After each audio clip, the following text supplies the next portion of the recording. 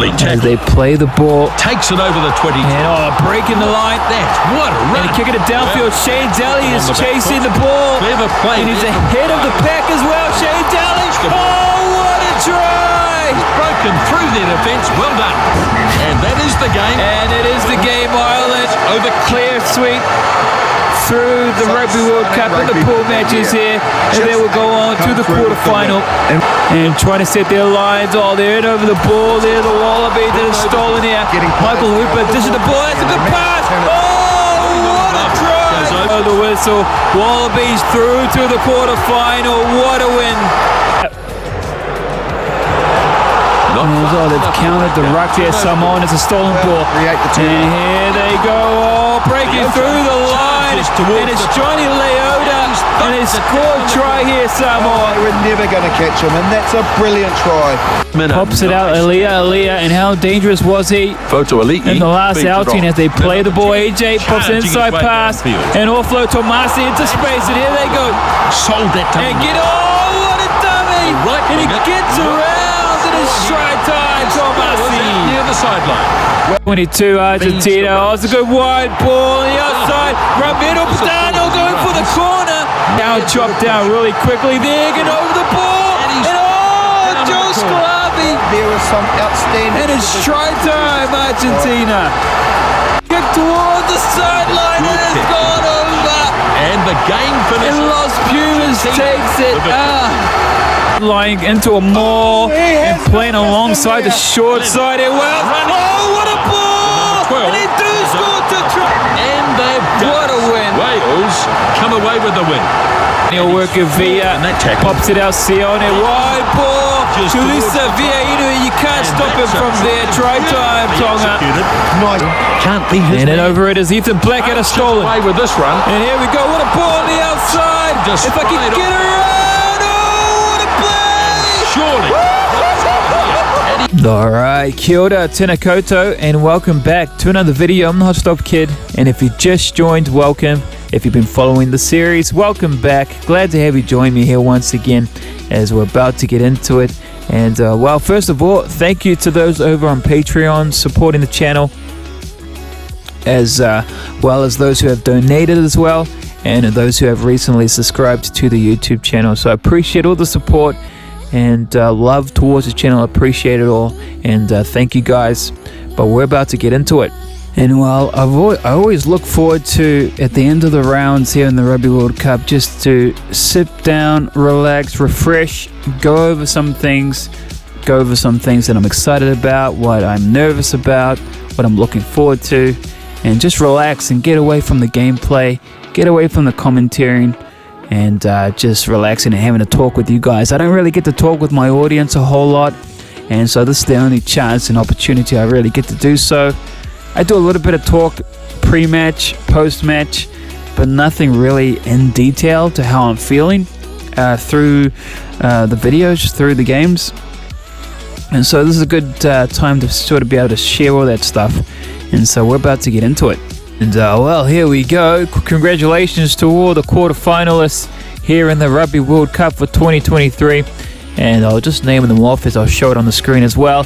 New Zealand, first game, New Zealand versus Fiji in the quarterfinal 1, and quarterfinals 2, Argentina taking on Tonga. And in the third match there, Wales up against Australia.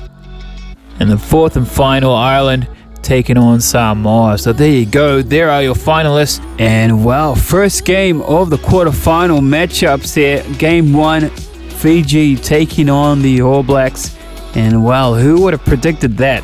Because I wasn't predicting that at all.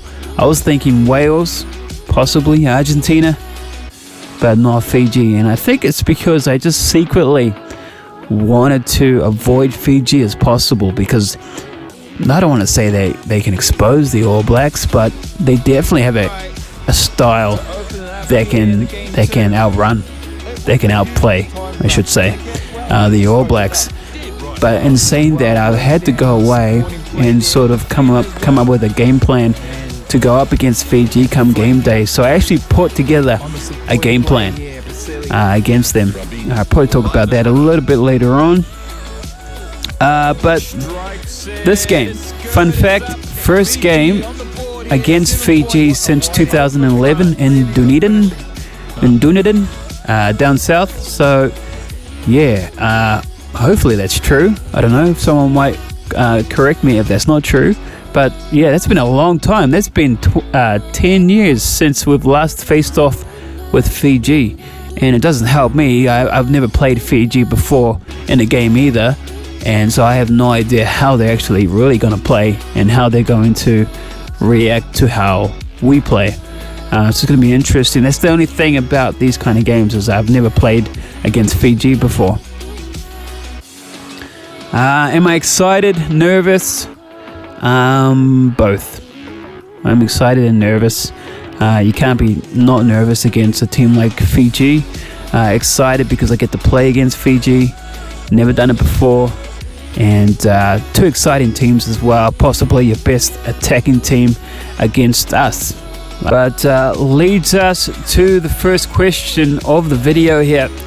How do we beat Fiji? How does New Zealand beat Fiji? And well, I think for us, and this is just my opinion, is we have to get early momentum against Fiji. We have to put them back inside their half and keep them down there as long as possible, because these guys can play the ball and score tries from the 50-meter line. If you give them space and time, they will ping you. So we have to make sure we get down. I have to make sure my kicks are on point, and just keep them pinned down their end into the touchlines. I think discipline is going to be a huge factor for us. We're not really good. We tend to give penalties away close to our goal line, which gives teams opportunities to get penalty kicks to the corner. And if you give Seko Rabini, the fly half for Fiji, who's been performing awesome for the team, you give him a penalty and he's going to slot those all day. So he's dangerous. He's going to be one to look out for. So early momentum, getting over the advantage line, and possibly slowing the Fijians down as well. That brings me probably to the second sort of way how you're going to beat Fiji, is playing a good kicking game, a high ball game. Good thing about having TJ on as replacement, we've got Aaron Smith who's out for possibly the rest of the competition, which sucks, but TJ Perenara is an awesome replacement. Good to have him there. He likes to kick the ball. Quinn Tupai showed that he also likes to kick the ball. Geordie Barrett and Will Jordan also kick the ball. You got Caleb Clark on the left-hand side. So what that does, and you got myself there in the midfield. So what that does is that opens up the options here for the All Blacks to go to the kick and not just rely on myself, but you got 4 or 5 other guys on the field in the back line who can utilize the boot as well and get momentum downfield. And if we're going to talk about beating Fiji, we need to play down their end as soon as possible. And the one thing about the All Blacks that I've noticed in the starting of games is that we don't start really well. We start quite slow, and that's something I want to change. And I think it's because it could be because of me, because I am the playmaker, and I sort of noticed against Uruguay that I might have sat back and absorbed a bit too much. And so what one of my strategies, I wouldn't say strategy, but just when it comes to game day, just push forward and get momentum and drive the team forward and not sit back and become static like against Uruguay, because Uruguay's defense was on par and they kept us out a lot of the time as well. Australia, we sat back and they ended up coming back in. Australia is another key point because frustration sort of crept into the All Blacks, especially on my behalf, after that call that I thought was a bad call from the referee, and didn't like that at all.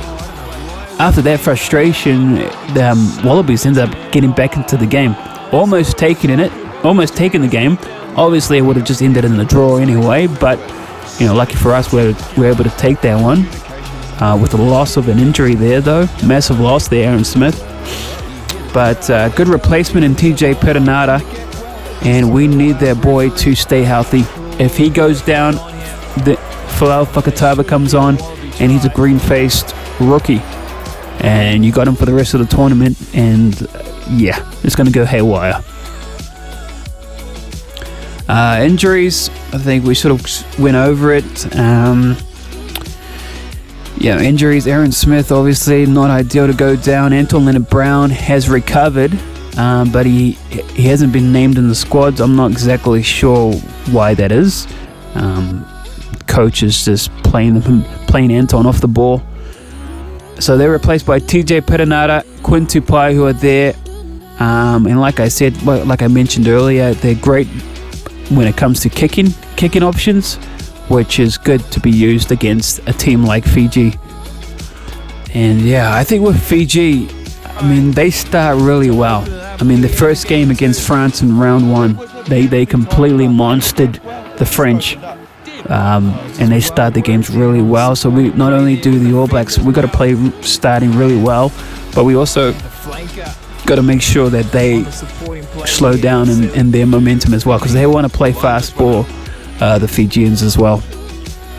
Since I brought up predictability earlier on in the conversation, I think it's good that some of these games weren't predictable at all. You had Georgia, who just beat Samoa in their last game. But I'm glad Samoa made it through. But you had Georgia, who caused an upset against Samoa, one of the greatest upsets here in the Rugby World Cup. And that was not predicted. And I think if the World Cup was mostly predicted, it'd just be a failure anyway. But, you know, it was good that we had those unpredicted moments to keep it sort of interesting. Obviously, the rest of the World Cup, pretty predictable in a sense, but just those sort of upsets. England, Australia was a good game. It could have went either way between that matchup. Next question: this is probably a question for the audience. Who are your potential match winners for the All Blacks for this game? I'll answer myself. I'm not going to say myself. I was going to say I'll answer myself. I'll say Caleb and Artie. Will Jordan, Geordie Barrett. Big moments. They know how to make some good decisions. Artie Savia, obviously strong over the ball. Geordie Barrett from the back, off his kick. Caleb Clark, even from the left-hand side wing, knows how to score a try. Will Jordan's been a little bit quiet throughout the World Cup. I was expecting a little bit more, but he's just getting the basics right, and that's all we sort of asked for in him. But it's going to come down to probably big moments here and big decision makings. And I think this game is not going to be a close game against Fiji. It'll probably come down to the wire. It'll probably come down to the last 20 minutes. And in the last 20 minutes, you need to have guys that you can sort of rely on. And so I'm glad I got guys like Caleb on there, Artie Savia, Geordie Barrett. One guy that's impressed me though is Tupou Vai, who's been awesome at the lineouts. He's been catching a lot of ball there from the lineouts that Brody, Retallick, and even Sam Cane have been struggling. And so if I could have him start Tupou Vai against Fiji, I'd have him start rather than come off the bench and use like Brody Retallick as a just to pick up the game from the exchange. But I think just in terms of the key of winning these games is good starts. We need to start well. We need to start quick and hold that start, and not just stop there. You know, get a good start. And I actually got a note somewhere that says get a good start. It's right here. Start well, play well, and finish well. And that's going to be my quote going into the Fijian game. And try to get that mentality of starting the game well, playing all the way through well as I possibly can, and then finish. And I think it's going to come down to those finishing moments. We've seen it in the Rugby World Cup here this year, that it comes down to 20, 10 minutes, and teams can still get back in it. So we have to play to the final whistle here, the All Blacks. But here we go. Last and final thing. Well, a few things I need to finish off as well to talk about. Just one of the final things here. Predictions, and you guys can also get in your predictions as well. Who you think you're going to go through the quarterfinals, semifinals, and then bronze in the final match. So I'm going to make my predictions here right now. And the first game here, New Zealand, Fiji, obviously has to be New Zealand. We're going to go through. I have to believe that. So Fiji gets knocked out. New Zealand, All Blacks, we go through. Second match, Argentina taking on Tonga. And I think Argentina is just going to be too much for Tonga on the day Argentina goes through. I mean, you got Santiago Cordero, Ramiro Badano playing really, really well there. Landajo, the captain. And so I just think they're going to overshadow. Who's the center? Santiago Chocobatis. Awesome player. So Argentina will go through. Second game, to Tonga. And third game, Wales and Australia. That'll be a good game. That'll be a tight contest. I think Australia just has the manpower and the engine to get over Wales there. I think Wales just a bit short on their manpower there. I think Houston Blood on the left-hand wing's dangerous. Obviously, Liam Williams as well is there. Leonard is there at the number 10 as well. So they've got dangerous players. I just think Australia just has one up over Wales. So Australia third, and then Ireland, Samoa. Well, Ireland number one for a reason. Samoa just scraped in. Ireland playing out of their minds. I'll have to say Ireland goes through. And so it's New Zealand, Argentina, Australia, Ireland. Head into your semi-finals. It's going to be New Zealand versus Argentina. We get over Argentina and head into the finals. Ireland and Australia in the semi-final. Ireland takes it number one. Best team in the world. They take it over Australia. It's going to be a New Zealand and Ireland final. And, the best team on the day that will take the gold, their country ends with land. And we'll wait till a final, or if we even get there, to see which one will take the gold. But that's my predictions. Obviously, I'm thinking All Blacks are going to take it all. And it's going to be a New Zealand-Ireland final. Should be an exciting one. Hopefully, we get to face off Ireland here in the final matches. That'll be cool. But there we go. 8 games away from the final match, and all takes all, and the glory to one team. And wow, can't wait for it. Send in your predictions. Who you think's going to win? Who you want to win? And let's get everyone involved in this one. And then I'll finish off the video here. Last few words, analytics. Just talk about some of the numbers here from the channel. Top countries in terms of viewership, sitting still at number 1 and increased a little bit here. 28.2% increased their viewers from New Zealand. And second place there dropped a little bit, 19.8, and a decreased percent for South African viewers. So thank you guys for your support. For watching the videos back, and also watching but not subscribed is 90% of you guys. 90.01% of people watching back the videos have not subscribed to the channel. So do all that good stuff. Like the video, subscribe. It's free. It's not, you don't get charged for it. Just a click of the button and you're able to subscribe, and we'll watch the rest of this awesome competition. 8.5 have subscribed, and I'll continue watching. And I thank you guys for your support.